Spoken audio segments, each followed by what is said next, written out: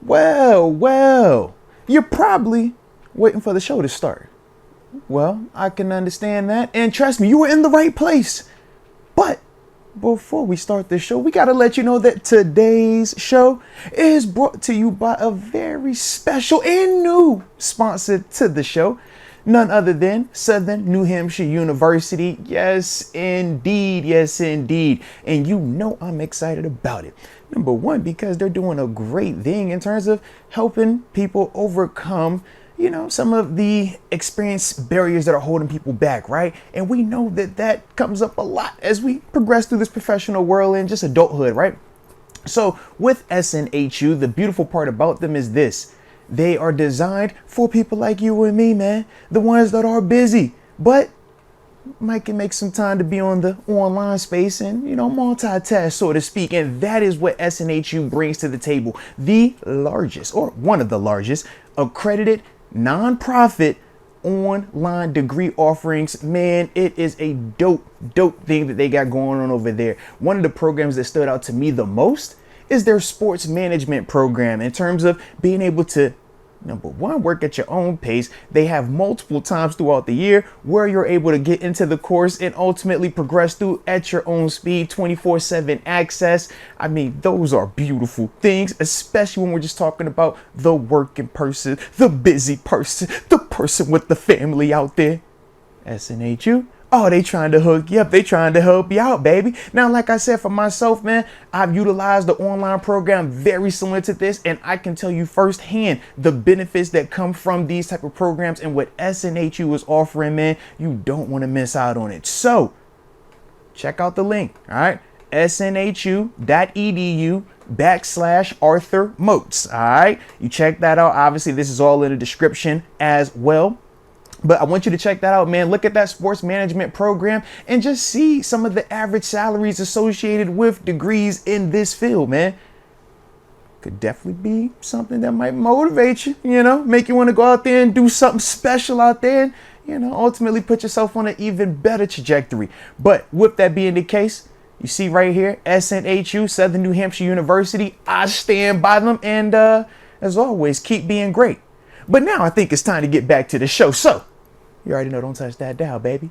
So, you did feel like, though, there is still a wide receiver move to be made? I personally did, yeah. Probably slot corner move to be made? Or do you think that depends on Trice?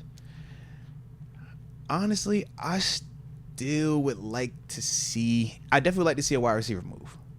Just like I said, initial reaction... I just felt like, we could use that could be a Michael Thomas signing, Cortland Sutton trade. It doesn't have to be the big fish. Right, it doesn't have to be the biggest fish, because there is a lot of optimism about GP. You see him, you're like, you look like you're ready to take this step. He said he's going to be the veteran leader in the wide receiver room now, too. Like, the other thing that stood out to me was this, man, and he needs to delete the social media first. No, don't do him like that. Don't do him like that. But I did want to shout out GP for this. Now, we obviously know, man, we've talked about GP in the sense of maturity, right? His body language, when things go his way versus when things don't go his way, how he reacts and how he just handles that. The one thing that I did love that I saw from him constantly yesterday, whenever he was not out there taking a rep, bro, he's in the coach's hip pocket. He's trying to just get any information he can get. Arthur Smith?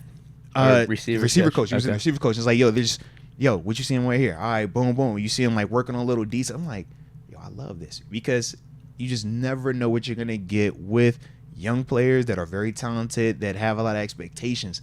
Some of them can be humble and they're like, you know what, man, I can get better. Let me listen to this dude. Others, they're like, let me do it my own way. And we've seen how some of those can have success and not have success. I just thought it was dope, though, in terms of just the example that is being set. If we're saying that, you want to be a leader, because I didn't even hear him say that part. But if that's what he's saying. I saw a headline. Yeah, but if that's what he's saying, I thought that his actions definitely were showing that in terms of his play.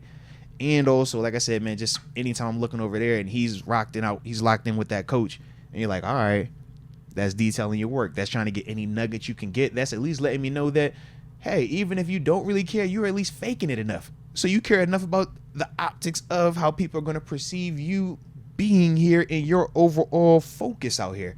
So that's why I say, for me, man, I thought that was really good to see from him in terms of just that maturity, taking that next step, man, because it's more than just Can you catch and run routes? It's like, yo, can you be a leader? Can we trust you? Are you going to be here for this type of stuff? And when the other guys are looking up to you, are they going to be looking at a good example versus, somebody that's going to set you up for failure? There's also this article that just came out today. Wide receiver George Pickens pulls all-nighters just thinking about football. He said, don't take a lot of time off. Sometimes I don't even sleep. I pull all-nighters just thinking about football. Yeah, I definitely saw that, man.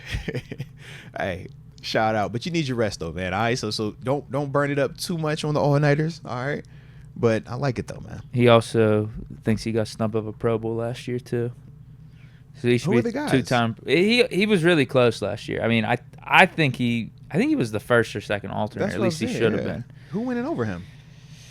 I can't remember off the top of my head, but we went over the stats. It's either they had more yards or more touchdowns. Like there was a case for either one. The guys that got in. Gotcha. Yeah. But he was asked whether or not we've seen his full potential. He said, I'd probably say about 80%. It's just funny, too, how he answers questions and comes up with this. He's, have we seen your full potential? He'll give us 80%. Yeah. Like an actual number. It's like, where'd you get that number from? Yeah, I'm at 80%. It's 80% right now, man. I got some time. I'm still developing. I'm actually surprised he said 80%. I would have guessed a lower number. I would have guessed him saying 50%. 50% just sounds too bad, though. It's not like you slacking. It's like, yo, I've been giving you 80. You seen about 80 of it. Because 70 is like, But 80 feels like, okay, your ceiling's 1,400 yards then, right? No. Based off No. of the 1,100 yards that you got. No, if this is 80%, no. That's not how we look at it. We look at it as, yo, 100, bro. I mean, you could be the best in the league. Well, that's what he goes how on I to look say. I at can it, only yeah. go off of how the quarterback plays. I can thrive more. So he takes a side shot at Kenny there. The yardage showed it. I should have made the Pro Bowl. Shout out, bro. He did say that, huh? I tried to miss that one. I didn't think he was going to actually say that part. Yeah. Who, me? Yeah, I thought you was going to catch. I thought you was going to gloss over that one, man. It is what it is, man. Respect. Yeah, because I seen he took something. I think it was some O-line talking about some QB drops. Yeah. It's like, I get it, bro. I get it.